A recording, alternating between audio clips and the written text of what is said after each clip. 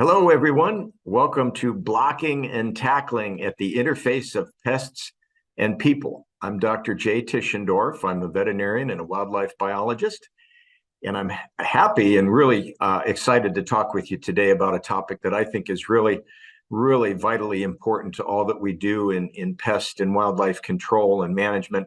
It's zoonotic disease and the public health role of pest control professionals. Big shout out and thank you to all of the folks in front of and both in front of and behind the scenes of our conference today. I wish I could be there with all of you in person, but because of scheduling, we're having to pre-record this for a virtual presentation. But again, I thank all of you for your interest and passion in this profession and this topic today, and your participation in this really iconic conference. So thanks to everybody, both as participants and organizers. This is really important to keep our education current, and I'm proud to be part of that with you today. Special shout out to NACOA and the NPMA. Encourage all of you, if you're not already members of these esteemed organizations, to really seriously consider joining. Nominal cost of membership is offset by the many benefits and perks you get being part of these organizations, and an even greater part of the profession at large. So again, shout out to these groups. They do a lot for us, and encourage all of you to join. Also, want to just mention that this is really an abridged version of an 8-hour full day long full-length course that I administer or deliver through the NACOA, National Wildlife Control Operators Association group, and have been doing so for several years now. Encourage all of you to check into that. It's offered several times throughout the year, sometimes at the annual expo that NACOA hosts in conjunction with the NPMA, typically in January or February each year. But this, as I said, is kind of a condensed version of that. We go into a lot more detail, a lot more discussion and interaction in the day-long course. So zoonotic disease awareness is the name of that course through NACOA. Well, to our topic today, blocking and tackling at the interface of pests and people. I want to just hit some high points that this is going to be a recurring theme as we work through our presentation today. The fact that there is a ton, for better or for worse, and we'll talk about what the worst might be, but certainly for all of us engaged in this profession, job security is a huge thing, and it's important and nice to know that we have that. And moving forward, I think that job security is going to increase. The bad news is why it's increasing and the problems that go with that. I really stress professionalism in our conduct, including pride, honor, and ethics in all that we do and all that we can do and should be doing. And then also this realization and acknowledgement, this perception that we are guardians of public health, and really we are One Health warriors. And we'll talk about all of these things a little bit more in detail as we move through the presentation. Again, these are sort of a recurring theme or recurring themes that we'll talk about for the next hour or so, 45 minutes or 50 minutes. I want to start with a number, and that number is this: the 8 billion people on planet Earth today. It seems like just a number and not all that consequential. But when you start to look at the story behind this, I think you'll appreciate why this is important. So 8 billion people today. When I was born in 1962, there were only about 3 billion people on planet Earth. And you see a little plotting of how that's changed over time. This is also then an important because it shows the projection of where this human population may go into the future, sort of best case, worst case, and maybe a neutral sort of mid-range projections as well. This is a plot that I think is really important that we look at. The world population estimate for 2100 is going to be far greater than the 8 billion people on planet Earth it is today. We've entered this era, in essence, of exponential type growth of the human population, and it's really important to know that. Also worth understanding, and this is really a fascinating and somewhat alarming statistic, it took roughly 200,000 years for planet Earth to hit population of 1 billion humans, but only 200 more years to hit 8 billion. So again, a reflection, a reminder of this exponential human population growth phase that we've entered into. And I say phase, it really is the trend and for the foreseeable future. Keep in mind that planet Earth is as vast and big as it is, and as amazing and wonderful as it is, it is a finite space. It's a big blue sphere floating around out there in the universe, but it only has so much space and so many natural resources to go around. If any of you remember the great film City Slickers with Jack Palance and Billy Crystal and Bruno Kirby, some other great actors. Jack Palance played this old, rough and trail-worn cowboy, and he kept talking about the one thing in life and the importance of the one thing. Well, the one thing that we're talking about today that is so vitally important to understand is this human population. There's lots going on out there on the planet around us today. We've got wars, we've got pollution, we've got climate change, civil and social unrest, which goes with the wars as well. And then, of course, habitat loss and the extinction of species. All of this, in my mind, ties back to that one thing, and that is more people crammed into this finite space we call planet Earth. And with more people come more problems across a wide spectrum of topics, societal, natural, ecological, environmental, and certainly disease as well. Along with more people, we also have more pests, and experts will argue today that we have more vermin type species, pests, rats, mice, pigeons, starlings, things like that on planet Earth than we have ever in the past. But what does all this mean? And I sort of alluded to it just a moment ago. It certainly means job security, and we'll talk about why that is, because more people means more pests. And along with that, I'll make the case today that more pests definitely means more disease risk as well. And that holds true for us working in the trenches of pest and wildlife control, but also for the clients that we serve and at a greater level, the society that we serve. So kind of cutting to that case, infectious disease, it is the gift, unfortunately, that keeps on giving. And we've entered into an era of increasing infectious disease that we'll talk about.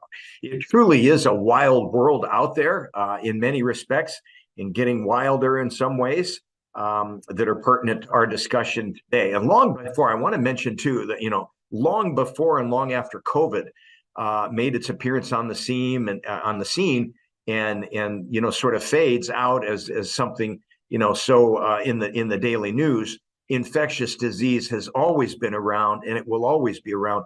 And much of that infectious disease is zoonotic. Zoonotic meaning that it's transmissible or shared between humans and animals. So COVID was just one reminder of this, but certainly it's not the end of the story, nor the beginning of the story. In fact, planet Earth is shaped and has been shaped by infectious disease. And that includes infectious disease affecting or infecting humans, but also many other species as well. Virtually every species of animal or organism out there suffers from its own or is plagued by its own spectrum, its own group of infectious diseases that it has to deal with.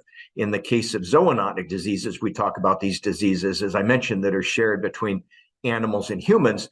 But again, many other species have their own forms of pestilence and plagues and sort of species-specific epidemics, sometimes potentially shared between them and other species. It's when that overlaps with humans that we really get concerned.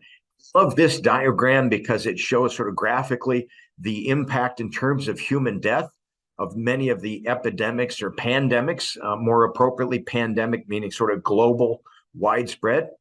Epidemic, often referring to more localized or regional, but these are some of the global pandemics that have hit over the years. You'll see that plague has accounted for arguably more human deaths over the years than perhaps anything else. I do like to cite the Spanish flu, which literally was only about 100 years ago, not quite to the day, but almost 100 years ago, as perhaps the greatest single event cause of human mortality. And that could be argued against plague and so on, bubonic plague and Black Death.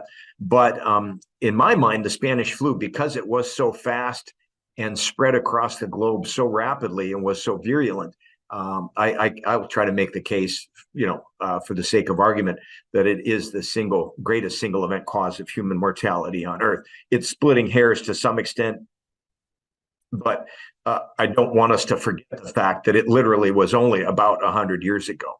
So if you haven't sort of figured it out by now, understand that humans, pests, and disease have a long long interrelated history. And when it comes to zoonotic disease, that history and interconnections are absolutely imperative, because by definition, right, zoonotic disease, animals or diseases transmitted, infectious diseases transmitted by animals to people, sometimes from people to animals, but largely we talk about diseases being carried from animals over to people. And of course, you can't have that relationship if you don't have humans associating with animals. And that association really ramped up when when Caveman Joe and Jane decided it was time to settle down and put down roots. No longer were they living on the figurative or proverbial hoof, sort of hunting and gathering as they went, and roaming across the landscape, and having sort of one-off interactions with animals that they might be hunting or killing and butchering and eating. And now they were putting down roots, and with that meant they had to maintain stocks of animals in confinement. They started having domesticated animals and pets. They had to maintain food supplies for those animals. They had to maintain food supplies for themselves. Importantly, they had to maintain fresh water supplies for themselves.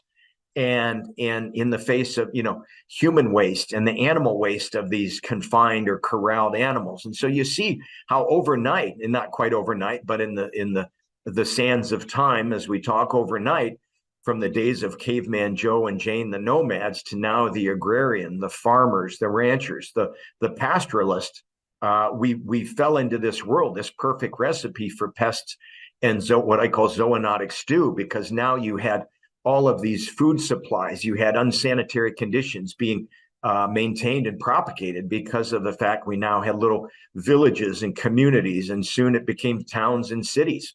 Growing up, having to manage all of these things, very, very attractive.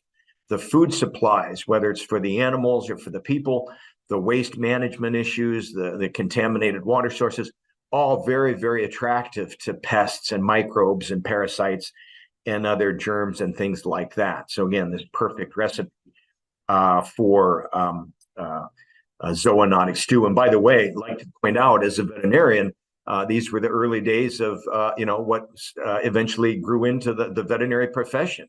Professionals or people that had special skills to take care and nurse and care for sick animals. So a little shout out to the vet profession there. It's interesting too, if you think about it, our world today, as far removed as we are from the days of the nomads and the agrarian revolution, when Caveman Joe and Jane started putting down those roots, not much has changed in some ways, right? We still have the need for massive amounts of protein production to feed the 8 billion mouths, human mouths on planet Earth today. We've got healthy and sick animals out there. We've got massive cities, close associations of masses of people, masses of animals to feed these peoples, herds, and even in the aquaculture realm, right? Confined fish in ocean nets and cages, if you will, out in the open ocean. And so, again, opportunity for diseases, for pests, for microbes, huge stockpiles of food, and then also increasingly massive water and waste management issues globally. And you couple that with climate change, whether it's human caused or not. I think it's fair to say there is global warming going on.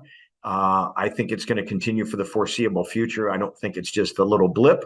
But all of this creates, again, this perfect recipe for pests and zoonotic stew that we face today. And that's that job security. So that's kind of the good news, bad news out there. A couple pictures of some of our favorite characters out there that fuel our profession. Here we go, right? So we have entered, as I mentioned just a few moments ago, this era of emerging infectious disease, increasing numbers of people, putting increasing pressure on diminishing resources and habitat on this great big blue sphere we call planet Earth, deforestation and the use of bushmeat as jungles and forests are cleared to make way for agriculture to feed those 8 billion human mouths. We have this world today of high mobility, high speed of travel, right? Spanish flu 100 years ago, only 100 years ago, yet in that time, 100 years ago, we did not have high-speed travel. It was still horse and buggy, early vehicles, and slow-moving ships and trains. We've come a long way since then, and with that, the risk of what would happen if there were an outbreak of a disease with the virulence of Spanish flu. Again, sweeping across the world at an even faster rate than it did 100 years ago. Also, urbanization and suburbanization, changing face not just of human demographics and society, but also that of wildlife and the animals that surround us. We look around, we've got global strife and civil unrest, poverty, right? All over the world, increasing levels of poverty and an increasing gap between the haves and the have-nots, which is very, very troubling. Increasing populations, as I mentioned, of rats, pests, urban, suburban wildlife, feral animals as well, whether they're, unowned dogs or cats or whatnot. Also, exotic species introductions can account for introducing new parasites or pathogens into environments. Think of monkeypox when that first showed up on the North American shores, largely introduced through the pet trade with animals, Gambian pouched rats and whatnot that people thought would make great, pets here in North America. Global warming or temperature changes, and then also notably this increasing anti-vaccine sentiment. We may have a chance to talk a little bit more about that coming up, but in essence, we've entered this era not just of emerging infectious diseases, but also decreasing trust and belief and conviction in the power and the benefit of vaccines. So all of these things together, again, folks, it's zoonotic stew time in essence. And as painful as this is to acknowledge, I think it is important we all realize that we, as much as we like to believe we're the top dog out there, we're not, folks. We live in a microbial world. It's a microbial buffet out there all around us every day, all day, 24/7, 363 days a year, or 65 days a year. And we're just guests. The truth is, really, it is a microbial world. And unfortunately, sometimes we are even on the menu at that buffet. Just as a reminder, we all got invited to a party several years ago. That was COVID when it hit in roughly 2020, just after the start of the new year there. In many ways, life changing. And whether we believe in how valid and true COVID was and continues to be, it may have been a rather mild zoonotic type disease. Whether it was engineered or whatnot, it is a reminder of the power and the impact that an almost invisible, right, a microscopically sized microbe can have on planet Earth. And that's why I say we aren't the top dog out there, folks. It really is microbes. And to my point, just in the news in the last couple of weeks has been this emerging and unexplained and continuing to be mysterious respiratory illness spreading among domestic dogs here in North America. So again, a reminder of the fact, emerging infectious diseases, this doesn't seem to be zoonotic, but I always give things like this the benefit of the doubt. Why take a chance? And my hope is it will not prove to be zoonotic, but it could. But it is a reminder that infectious disease does show up at odd times, odd places, unexpectedly. But in essence, it is always showing up, and we need to be prepared for things like COVID or perhaps this mystery respiratory ailment affecting our beloved pets and dogs. Archimedes said, "Give me a lever and I'll move the earth." And actually, I don't know if he said that way because I don't think he spoke English back then in ancient Greece or ancient Rome. But in any case, he did say something to the effect, "Give me a lever and I'll move the earth." I like to say, "Give me a microbe and I'll shut it all down." That's the power of these organisms that are out there, and why I think it's vitally important we talk about things like this today. And again, I appreciate all of your interest and enthusiasm for this topic. If I haven't convinced you so far that this is somewhat important, take a gander at this. This literally just came out about a month ago from the federal government in the Federal Register of upcoming legislation and things like that, the National One Health Framework to address zoonotic diseases and advance public health preparedness in the United States, a framework for One Health coordination and collaboration across federal agencies.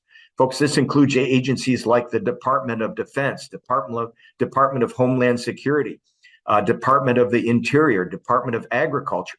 It goes on down the line, Department of Human Health and Safety, So many of the biggest departments on Capitol Hill that help run our country all gathering together to come up with a unified framework because they see the importance and the impact of zoonotic and infectious disease. Remember, that microbe that could shut down the earth, not just move the earth, but literally shut it down. Halloween is not too far removed. We're just coming off that long Thanksgiving weekend as I record this virtual presentation. So Halloween was literally just about a month ago.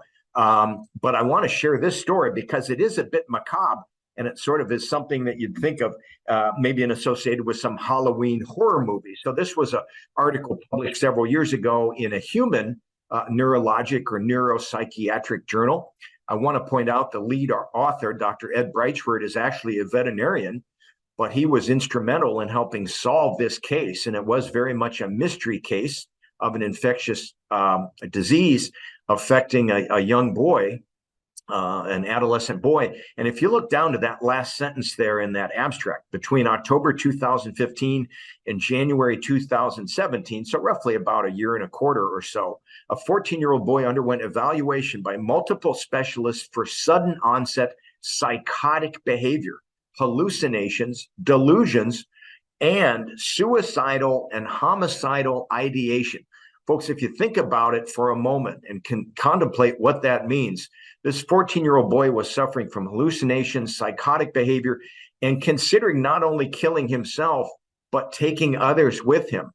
He had seen multiple infectious disease and medical experts, but it wasn't until actually a veterinary expert in flea-borne and tick-borne illness named Dr. Ed Breitschwert, the lead author of this paper, got involved that they elucidated and decoded and deciphered what was happening to this boy. He had been infected with a flea-borne, possibly tick-borne disease known as Bartonellosis, also called cat scratch disease or cat scratch fever. And Dr. Breitschwert, with his lab at North Carolina State University, was instrumental in helping solve this. And with that, they were able to get the boy treated appropriately. It is a bacterial disease, and it can be treated with antibiotics. But as you've gathered from this, it can be very difficult to diagnose. It can manifest in many, many different and odd ways, including now we know aberrant psychotic behavior, possibly up to and including thoughts of killing yourself and killing other people. My point is who would have ever thunk it, that an infectious, a zoonotic disease transmitted by the feces of fleas carrying this bacteria into cats and their claws as they're grooming and defecating in their waste, scratching through their waste where the bacteria can also be transmitted, could cause this type of behavior and problems in a human. And just a reminder then, I always say, give these pathogens, these microbes, these parasites, these germs, the benefit of the doubt. We need to be very, very careful about our exposure to things like fleas, ticks, body fluids, and we'll talk a little bit more about that here as we wrap up near the end. But many of the animals we deal with, living or dead, are carrying fleas, possibly ticks, mites, other things that potentially can be vectors of very dangerous and arguably even deadly diseases. And I'll just mention here that Dr. Breitschwert's own father died of Bartonellosis, and it's quite fascinating. Dr. Breitschwert wrote both the obituary and the case report for his dad, and it's probably the first time ever in the annals of medicine and medical history that a child has written the case report for the death of their father. And Dr. Breitschwert was intimately involved in trying to diagnose what was affecting his father, much like he did with this boy, and ultimately did make a diagnosis in his own dad as a veterinarian working with human medical professionals that his dad was suffering from Bartonellosis through the bite of fleas or ticks that he'd been exposed to translocating rodents off his farm in North Carolina several years before he ended up passing away from the consuming disease that he was affected by. So, returning to our theme for the day, right? Blocking and tackling, doing fundamental things, ordinary things extraordinarily well in our day-to-day lives. Important to recognize, if you haven't sort of already made that leap or that connection, that today's changing and dangerous playing field of pest management We are one team of professionals out there, folks. We are unified in this battle, not just against animals and insects and pests that may be, afflicting or affecting our clients and our communities, but in essence, at a greater level, also battling against the infectious zoonotic diseases that many of those pests and the parasites and vermin they carry themselves can be transmitting. So I will make the case, and others may dispute this, and that's fine. I make the case that pest control truly is a form of public health. And I think with that comes a very heightened sense of a need for professionalism, conduct, and certainly pride in what we do and the importance of what we do. Wanted to just hit the definition of a professional engaged in one of the learned professions, relating to or characteristic of a profession, characterized by or conforming to the technical or ethical standards of a profession, exhibiting a courteous, conscientious, and generally business-like manner in the workplace, all in all being a professional. And I think our conduct out there as pest and wildlife control operators, truly professionals, is vital to maintain the image and elevate this profession because it is vitally important. A person who has a type of job that needs a high level of education and training. Folks, nothing we've said in these definitions is not akin to what we do out there in pest and wildlife control, wildlife and pest management. We have that type of job, that type of profession. We need continuing education. We need to conduct ourselves with professionalism. So again, a reminder to our themes for the day today: job security, professionalism, conducting ourselves with a heck of a lot of pride for what we do and the impact that we have, honor and ethics, and then also understanding at the bottom line of this, we are truly guardians of public health, and I would argue One Health warriors as well. There's an old story about some stonemasons that were working, and three of them together, and a passerby asked one of them asked the first stonemason, what are you doing? And the stonemason replied, I'm building a wall. And the second stonemason replied when asked, well, I'm building a church. Well, the third stonemason, when asked by that passerby, what are you building? That stonemason said, I'm building a cathedral. So it's all how you look at things. And I would argue that our work is that cathedral. We're not just, wrangling raccoons and roaches and messing with mosquitoes and, mixing it up with mice and rats. We are truly, in essence, building a figurative cathedral to protect the safety and the safety of our clients, the sanctity of their homes and businesses. And with that, it's a great segue to understand this concept, or this term that I've used a couple times already, this idea of One Health. What is One Health? One Health is this concept, this idea that human health, animal health, and environmental health are all inextricably intertwined and interrelated. And I like to argue and say that zoonotic disease truly is a poster child for this One Health movement or One Health concept. And if you think about it, it's true because, right, we've got diseases transmitted, infectious diseases transmitted and shared between people and animals, coming from an environment where those diseases and those animals can flourish, and those pests and parasites and microbes and germs can find one another and with their animals and their hosts, and then ultimately make their way into humans. So again, a reminder, zoonotic disease, really a poster child for One Health, the interrelatedness of human health, animal health, and environmental health. And I pulled these headlines out and just kind of skimmed through these.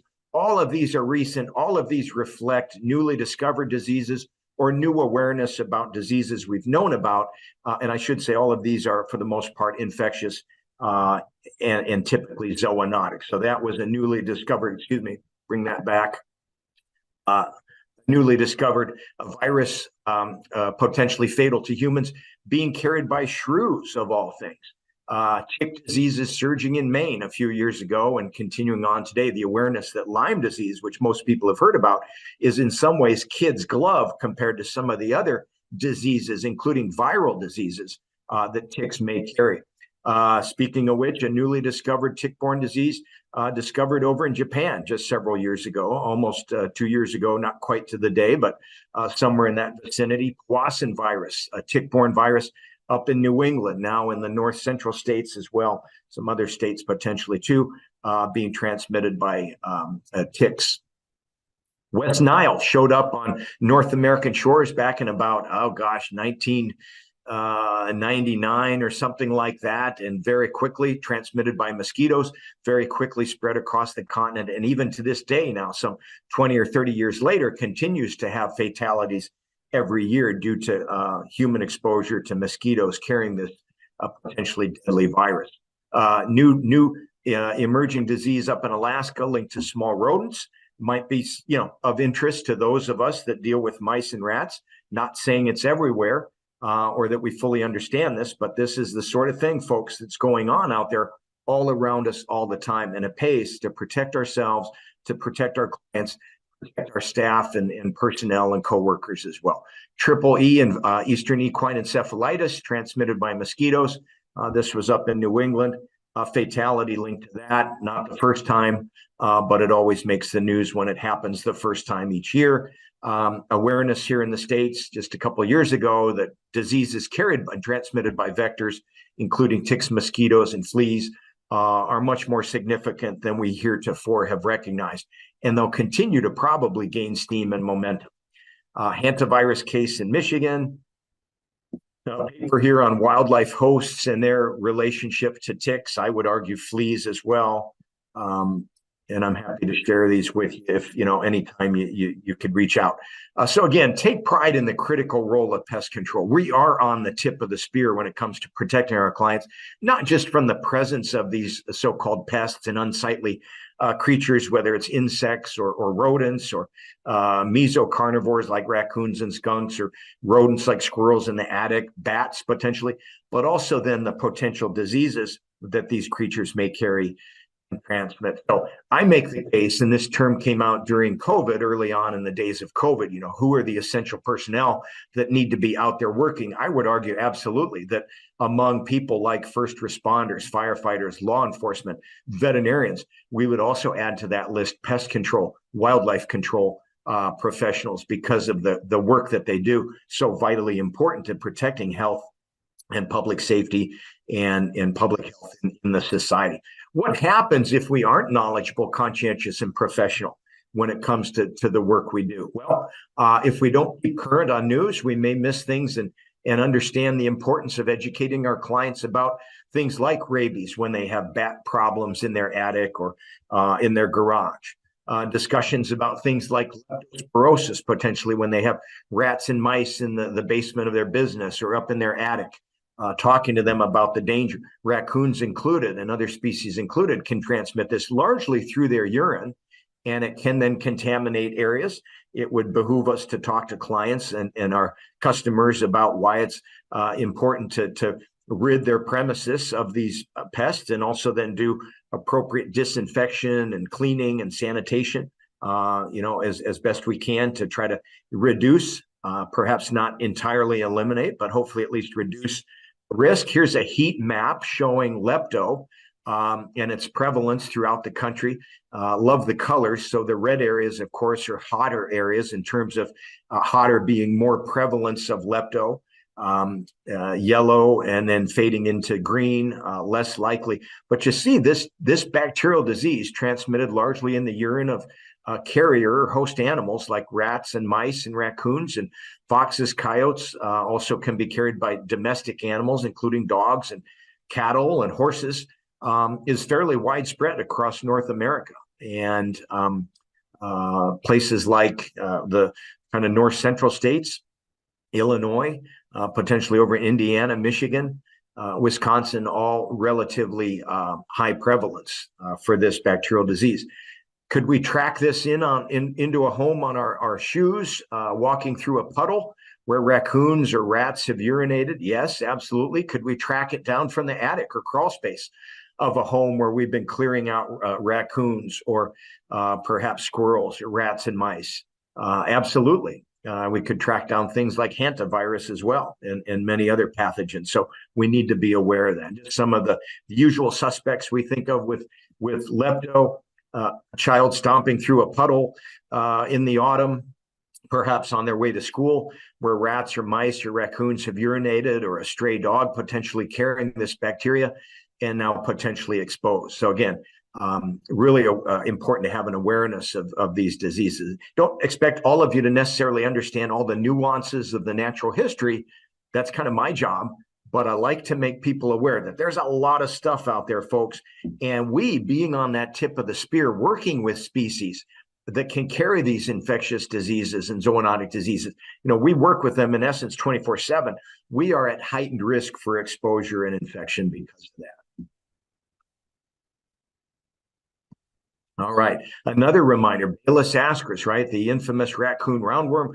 I'm gathering most of us probably have some familiarity with that, and maybe some very good detailed knowledge. But again, just a reminder of how easy it would be to track a Balis ascaris microscopic egg, infectious egg, out of an attic or a crawl space or a basement up into the den of a home or off the roof of a house where we've been working, in through that bedroom window that we access the roof through. And a reminder too, the importance of PPE. I'm a huge fan of, full coverage Tyvek type suits, hoods, gloves, boots, duct tape around the cuffs or seams, as well as a professional grade respirator as well, just to look at some of the things many of you are intimately familiar with. Raccoon latrine sites. But then also, so we've tracked that microscopic egg, and all it takes is potentially one onto the carpet or the floor in this home, and a baby is crawling along that floor, maybe the grandson or the granddaughter or the child, sometime later, and is exposed to that microscopic egg that we didn't even consider at the time. And folks, think about this. There's probably over 100,000 infectious eggs, microscopic eggs, in a gram of raccoon feces, okay? And I pretty well make the case that raccoons everywhere are carrying this. Yeah, admittedly, not every raccoon is, but I will say most probably are, and I would just make the assumption that most are, if not all of them, and proceed with that sort of awareness and caution, because all it takes is one of these infectious eggs getting into that child through the hand to mouth exposure, or they're licking the carpet or something, or licking their clothing after they've crawled through it. That larvae hatches out of that egg, migrates through that child, doesn't quite know where to go because the child isn't the normal host like a raccoon is, and may find its way to that child's brain. And certainly more risk if there were more than one egg and more than one larvae, but all it takes is one to potentially do something like this. And ending up in court might be the least of your concerns, potentially, if that happens. And that's true not just with Balis ascaris, but all of these things we talked about: rabies, lepto, Balis, hantavirus. Folks, the list literally runs from A to Z, anthrax to Zika. And if you don't believe me, we'll sit around the bar sometime and we'll have Stump the Dr. J show, and you can name a letter in the alphabet and I'll give you a zoonotic disease to go with it, because it literally is that vast, that list. And again, this is just a high level look at those risks and reminding you, so whether it's anthrax or Zika or rabies or lepto or Balis, taking precautions to protect ourselves and protect our customers and our clients and our coworkers is really important. Just in case you're wondering here, this is the Echinococcus tapeworm, alveolar hydatid cyst. And that's the adult tapeworm there on the left inside a small paperclip. This is not a giant tapeworm that we tend to think of with tapeworms. There's some lesions inside a lemming or some sort of rodent there, and then some human lesions on the right in a liver. So remember, doing the basics, doing the ordinary extraordinarily well, that's what wins football games and other competitions. So in this case, blocking, tackling, passing, right? Doing those ordinary things extraordinarily well, taking pride in the critical role of pest control and all that we do, all the time, 24/7, and not letting our guard down. Remember, it's not just raccoon wrestling, mouse mitigation, and roach roundups. It's vital safety-oriented service to society, to people, their families, and their pets as well, to our families and our pets as well, for that matter. And as such, it is best performed not just with pride and professionalism, but with honor and ethics as well. And I hope that's what you'll take away from our talk today. little bit of humor after we've gone through some of this macabre and nastiness that we've had to talk about to address this topic. But wildlife and pest management and control are careers where you wash your hands before you go to the bathroom as well as afterward. And don't feel bad, folks. I say the same about my profession as a veterinarian as well. So I want to hit just in our last few minutes here some protection and prevention ideas. And remember, fundamentally, when one works with animals and those animals are clustered into large groups in tight spaces with inadequate hygiene, the risk for disease and its transmission increases. And that hygiene includes that of the animals or the creatures themselves, as well as us too, all right? Understand the epidemiologic triad. This is this idea and understand a concept that you can't have an infection. You can't have a case of zoonotic disease if you don't absolutely have three critical components: an agent or microbe or pathogen or parasite that's carrying or transmitting that disease, a host that can carry it as well, and then an environment, a situation where those things can come together. So the pathogen, the host or the reservoir species, and then the environment, and I should say the host could also be the victim, and then a situation, a circumstance, environment where all three of those things can come together. It's like a three-legged stool, and if we can knock out or take out of the game any one of those three legs, any one of those three components, we will have effectively blocked the possibility of that infectious disease, that infection, that zoonotic disease. So think about how we do that: removing the animal, disinfecting surfaces or sanitizing surfaces to remove microbes, vaccinating, getting vaccinated to protect ourselves against diseases, staying out of the environments where some of these things might be found.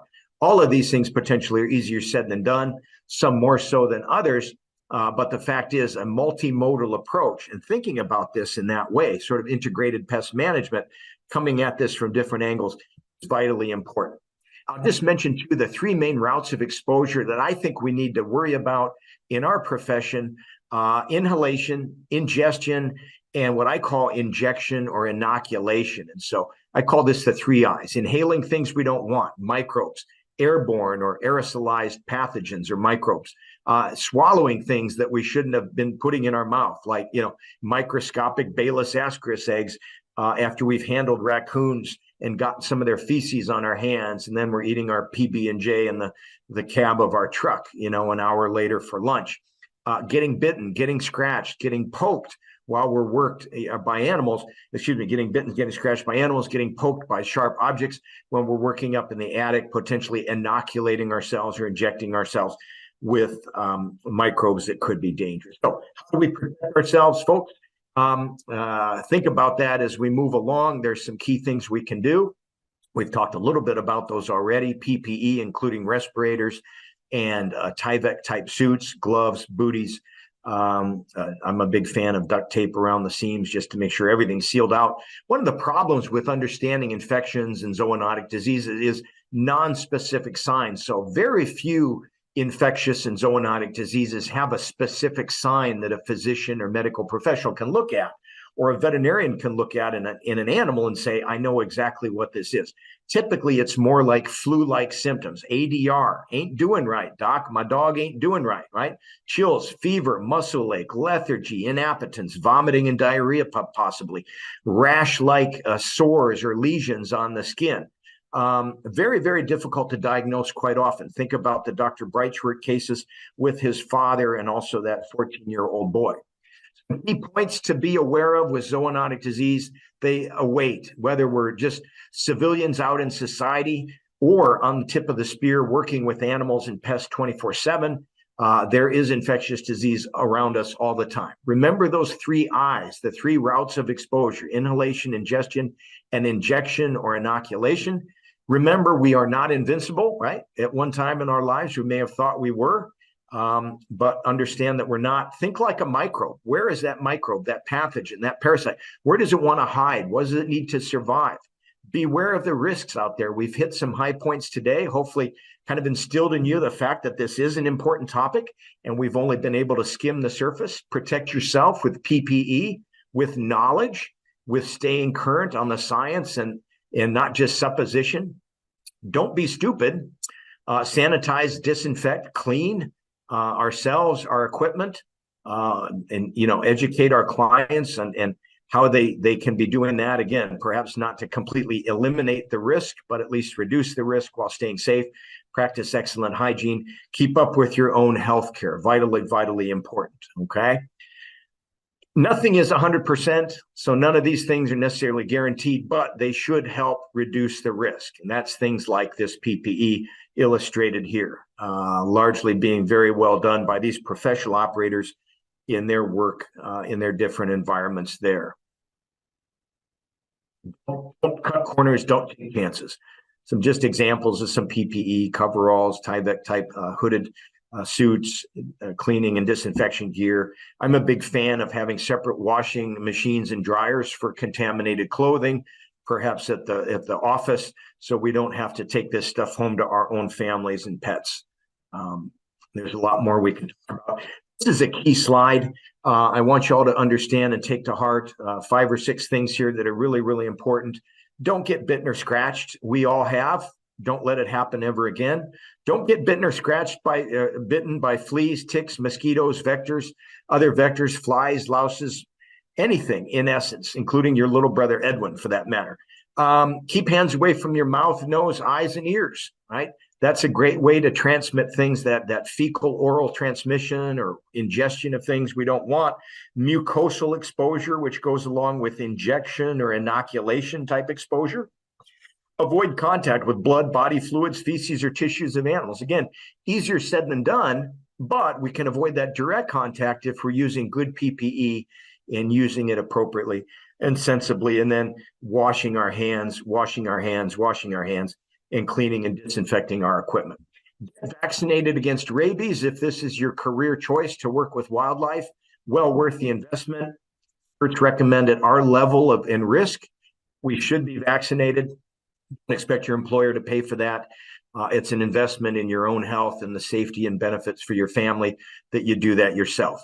Couple final thoughts here. Be professional when it comes to protecting our clients. Keep current, be prepared, be a good educator. Don't instill fear and terror, but using good factual information, matter of fact approach, letting clients know why it's important that they called you to help solve their pest or wildlife problem. Make them feel appreciated. Again, don't sensationalize or exaggerate.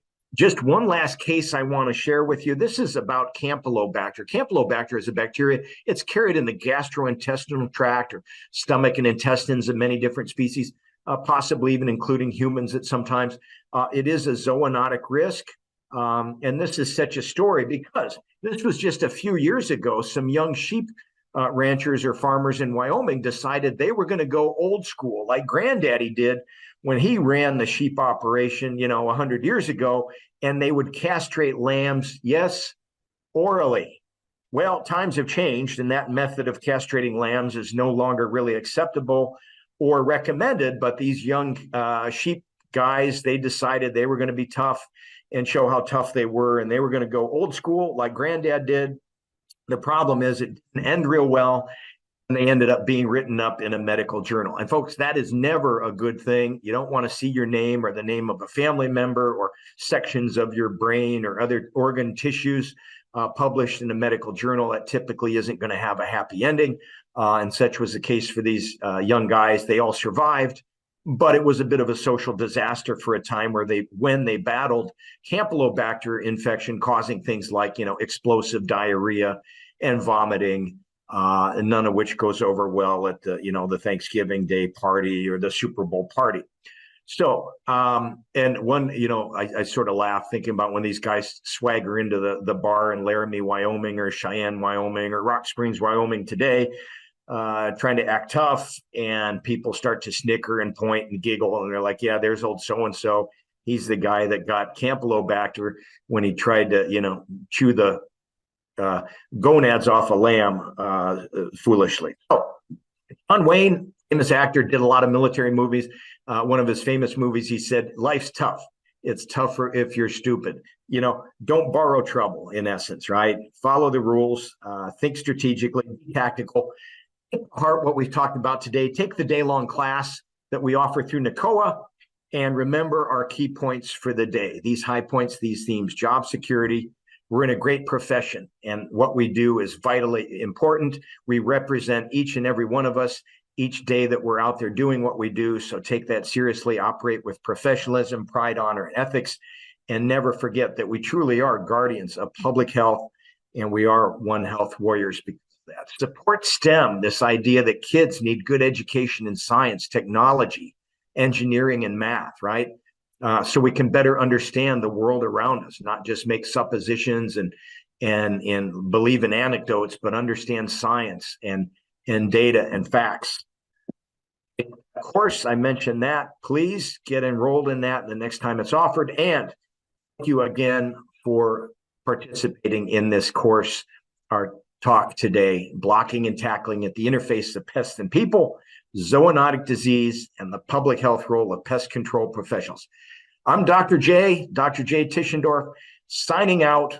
Enjoy the rest of the conference, and please contact me if you have any questions.